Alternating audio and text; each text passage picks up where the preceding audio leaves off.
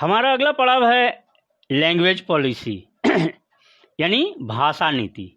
भारत के राष्ट्रीय ढांचे की दूसरी परीक्षा जो थी वो भाषा नीति को लेकर हुई।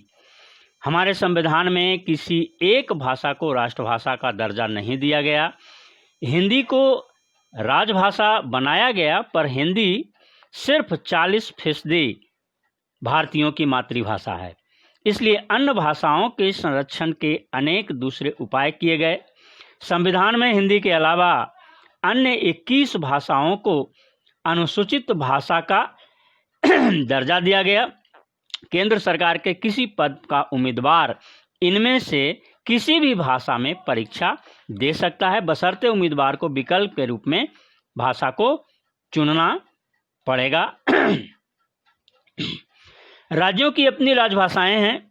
राज्यों का अधिकांश काम उनकी अपनी राजभाषा में होता है। यहाँ श्रीलंका के ठीक उल्टा हमारे देश के नेताओं ने हिंदी के उपयोग को बढ़ावा देने के मामले में बहुत सावधानी भरा व्यवहार किया। संविधान के अनुसार सरकारी कामकाज की भाषा के तौर पर अंग्रेजी का प्रयोग 1965 में बंद हो जाना चाहिए था, पर अनेक गैर हिंदी भाषी प्रदेशों ने मांग की कि अंग्रेजी का प्रयोग जारी रखा जाए। तमिलनाडु में तो इस मांग ने उग्र रूप धारण कर लिया। केंद्र सरकार ने हिंदी के साथ साथ अंग्रेजी को राजकीय कामों के प्रयोग की अनुमति देकर इस विवाद को सुलझाया।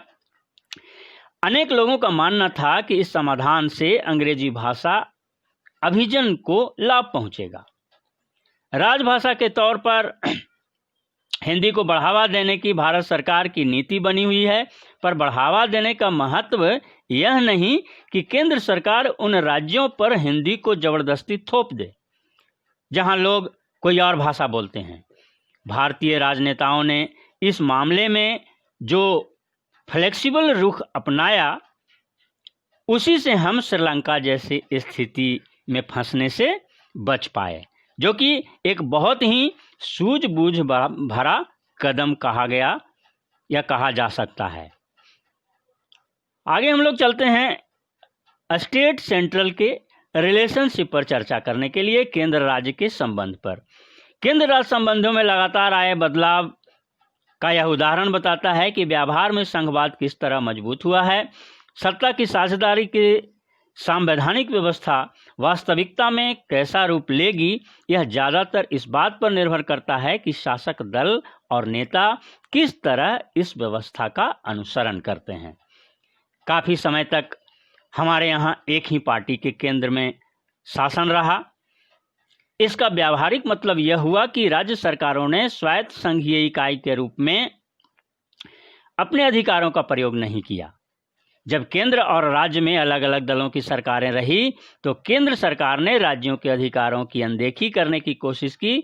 उन दिनों केंद्र सरकार अक्सर संवैधानिक प्रावधानों का दुरुपयोग करके विपक्षी दलों के राज्य सरकारों को भंग कर दिया करती थी। यह संघवाद की भावना के बिल्कुल प्रतिकूल काम था। हम अगर नजर डालें 1990 के बाद से यह स्थिति काफी बदल गई।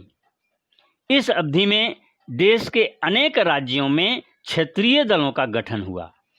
यही दौर है गठबंधन सरकार का, अलायंस गवर्नमेंट का, और इस तरह से गठबंधन सरकार की शुरुआत हुई। क्योंकि किसी एक दल को लोकसभा में स्पष्ट बहुमत नहीं मिला, इसलिए प्रमुख राष्ट्रीय पार्टियों को क्षेत्रीय दलों समेत अनेक पार्टियों का गठबंधन बनाकर सरकार बनानी पड़ी। इससे सत्ता में साझेदारी और राज्य सरकारों की स्वायत्तता का आदर करने की नई संस्कृति उत्पन्न हुई। इसी प्रवृत्ति को सुप्रीम कोर्ट के एक बड़े फैसले से भी बल मिला। इसी फैसले के कारण राज्य सरकार को मनमाने ढंग से भंग करना केंद्र सरकार के लिए मुश्किल हो गया। इस प्रकार आज संघीय व्यवस्था के तहत सत्ता की साझेदारी संविधान लागू होने के तत्काल बाद पहले वाले दौर की तुलना में ज़्यादा प्रभावी हैं। अगला पड़ाव जो हमारा है वो है डिसेंट्रलाइजेशन इन इंडिया, यानी भारत में विकेंद्रीकरण। किस चीज़ का विकेंद्रीकरण? पावर का विकेंद्रीकरण, सत्ता का विकेंद्रीकरण। We noted above that federal government have two or more tiers of government. We have so far discussed the two tier governments in our country. अभी हमने पढ़ा कि संघीय सरकार 2 या अधिक स्तरों वाली होती है। हमने अपने देश में 2 स्तरों वाली सरकार की चर्चा की है, पर भारत जैसे विशाल देश में सिर्फ 2 स्तर की शासन व्यवस्था से ही काम चलने वाला नहीं है। भारत के प्रांत यूरोप के स्वतंत्र देशों से भी बड़े हैं। जनसंख्या के हिसाब से उत्तर प्रदेश से रूस से बड़ा है। महाराष्ट्र लगभग जर्मनी के बराबर है। भारत के अनेक राज्य खुद भी अंदरूनी तौर पर विविधताओं से भरे हैं। इस प्रकार इन राज्यों में भी सत्ता को बांटने की जरूरत है। भारत में संघीय सत्ता की साझेदारी 3 स्तरों पर करने की जरूरत है, जिसमें तीसरा स्तर स्थानीय सरकारों का हो सकता था। स्थानीय सरकार यानी स्थानीय स्वशासन, लोकल सेल्फ गवर्नेंस, और यह प्रांतीय स्तर की सरकार के नीचे का सरकार था। भारत में सत्ता के विकेंद्रीकरण के पीछे यही तर्क दिया गया। इसके फलस्वरूप 3 स्तरों पर सरकार की संघीय ढांचा सामने आया, जिसमें तीसरे स्तर को स्थानीय शासन कहा गया।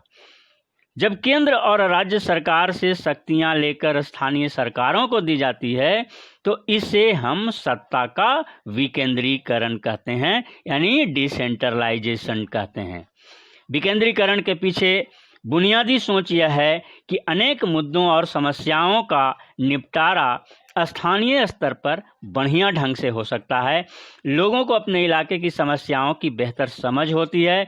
लोगों को इस बात की भी अच्छी जानकारी होती है कि पैसा कहाँ खर्च किया जाए और किन चीज़ों का अधिक कुशलता से उपयोग किस तरह किया जा सकता है। इसके अलावा स्थानीय स्तर पर लोगों को फैसलों में सीधे भागीदार बनाना भी संभव हो जाता है। इससे लोकतांत्रिक भागीदारी की आदत पड़ जाती है। स्थानीय सरकारों की स्थापना स्वशासन के लोकतांत्रिक सिद्धांत को वास्तविक बनाने का सबसे अच्छा तरीका माना जा सकता है। इसे हम कई पॉइंट में समझेंगे। विकेंद्रीकरण की जरूरत हमारे संविधान में स्वीकार की गई है। इसके बाद से गांव और शहर के स्तर पर सत्ता के विकेंद्रीकरण की कई कोशिशें हुई। सभी राज्यों में गांव स्तर पर ग्राम पंचायतों और शहरों में नगर पालिकाओं की स्थापना की गई, पर इन्हें राज्य सरकारों से सीधे नियंत्रण में रखा गया। इन स्थानीय सरकारों के लिए नियमित ढंग से चुनाव भी नहीं कराए जाते थे पहले। इनके पास न तो अपना कोई अधिकार था और न ही संसाधन था। इस प्रकार प्रभावी ढंग से सत्ता का विकेंद्रीकरण नाम मात्र का ही कहा जा सकता था। वास्तविक विकेंद्रीकरण की दिशा में एक बड़ा कदम 1992 में उठाया गया। संविधान में संशोधन करके लोकतांत्रिक शासन व्यवस्था के इस तीसरे स्तर को ज्यादा शक्तिशाली और प्रभावी बनाया गया। अब आपको बताएं, at least 1/3 of all positions are reserve for women, जैसा कि आप जानते हैं। अब स्थानीय स्वशासन निकायों के चुनाव नियमित कराना और संवैधानिक बाध्यता हो गई और स्त्रियों के लिए कम से कम 1/3 पद आरक्षित कर दिए गए। निर्वाचित स्वशासी निकायों के सदस्य तथा पदाधिकारियों के पदों में अनुसूचित जातियों, अनुसूचित जनजातियों और पिछड़ी जातियों के लिए सीटें रिजर्व कर दी गई। हर राज्य में पंचायत और नगरपालिका चुनाव कराने के लिए राज्य चुनाव आयोग नामक स्वतंत्र संस्था का गठन किया गया। राज्य सरकारों को अपने राजस्व और अधिकारों का कुछ हिस्सा इन स्थानीय स्वशासन को देना पड़ता है। सत्ता में भागीदारी की प्रकृति हर राज्य में अलग अलग है। गांव के स्तर पर मौजूदा स्थानीय शासन को अगर हम देखें तो प्रत्येक गांव में एक ग्राम पंचायत होती है, जैसा कि आप जानते ही हैं। आप ये भी जानते हैं कि एक ग्राम पंचायत की गठन के लिए कम से कम 7,000 का पॉपुलेशन होना चाहिए। यह एक तरह की परिषद है जिसमें कई सदस्य और एक अध्यक्ष होता है। सदस्य वार्डों से चुने जाते हैं और उन्हें सामान्यतः पंच कहा जाता है। अध्यक्ष को प्रधान या सरपंच कहा जाता है। इसका चुनाव गांव अथवा वार्ड में रहने वाले सभी वयस्क लोग मतदान के जरिए करते हैं। यह पूरे पंचायत के लिए फैसला लेने वाली संस्था है। पंचायतों का काम ग्राम सभा की देखरेख में चलता है। गांव के सभी मतदाता इसके सदस्य होते हैं। इसे ग्राम पंचायत का बजट पास करने और इसके कामकाज की समीक्षा करने साल में कम से कम 2 या 3 बार बैठक करनी होती है। स्थानीय शासन का ढांचा जिला स्तर तक है। कई ग्राम पंचायतों को मिलाकर पंचायत समिति यानी ब्लॉक कमेटी बनती है। इसे मंडल या प्रखंड स्तरीय पंचायत भी कर सकते हैं। इसके सदस्यों का चुनाव उसी इलाके के सभी पंचायत के सदस्य करते हैं। किसी जिले के सभी पंचायत समितियां को मिलाकर जिला परिषद का गठन होता है। जिला परिषद के अधिकांश सदस्यों का चुनाव होता है।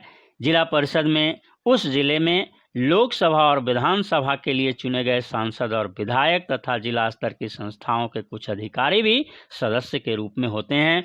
जिला परिषद का प्रमुख इस परिषद का राजनीतिक प्रधान होता है, जिसे हम जिला परिषद अध्यक्ष कहते हैं। इस प्रकार स्थानीय शासन वाली संस्थाएं शहरों में भी काम करती हैं। शहरों में नगर पालिकाएं होती है। बड़े शहरों में नगर निगम, नगर पालिका यानी म्यूनिसिपालिटी, और नगर निगम म्यूनिसिपल कॉरपोरेशंस। ये छोटे शहरों और बड़े शहरों की बात हम कर रहे हैं। ठीक जिस तरह से बड़े शहरों में म्यूनिसिपल कॉरपोरेशन का हेड मेयर होता है, उसी तरीके से म्यूनिसिपालिटी का जो हेड होता है वो चेयरमैन या अध्यक्ष होता है। नगर पालिका प्रमुख नगर पालिका के राजनीतिक प्रधान होते हैं। नगर निगम ऐसे पदाधिकारी को मेयर कहा जाता है, जैसा कि अभी हम आपको बताए। स्थानीय सरकारों को यह नई व्यवस्था दुनिया में लोकतंत्र का अब तक का सबसे बेहतरीन और अच्छा दिखा, और ये जो है लोकतंत्र का एक बहुत ही बड़ा प्रयोग के रूप में देखा गया।